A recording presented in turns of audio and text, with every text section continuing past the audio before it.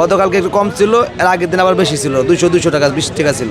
180, 170, 190, 185, 160। আমদানি কম, আমদানি বেশি হলে দাম কমে যাবে। আমদানি কম তো এই জন্য দামটা বেশি।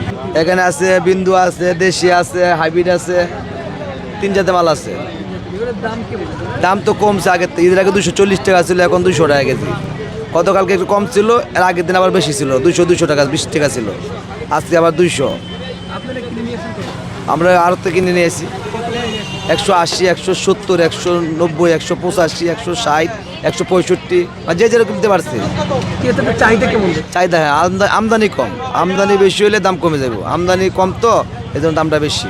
ক্রেতাদের চাহিদা কেমন? ক্রেতারা কেমন না চাহিদা আছে মোটামুটি, কিন্তু কাস্টমার কমই আছে। যারা নেয় 1 কেজি নেয় 250, দাম বেশি নেয়, কম নেয়, এই আর কি। এটা হলো বিন্দু দেশি মরিচ, বিন্দু দেশি মরিচ। এটা হলো ইন্ডিয়া মরিচ, এটা ইন্ডিয়া মরিচ 200। দাম কোনটা? দাম বেশি, সবই সমান। 200 করে।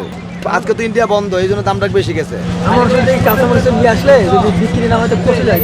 পচে যেত, কাঁচামরিচ বিক্রি না হলে গরমে থাকলে পচে যেত। ঠান্ডা তো এই জন্য পচে নাই, গরম হলে পচে যেত, কিন্তু ঠান্ডা যে এই জন্য পচে নাই।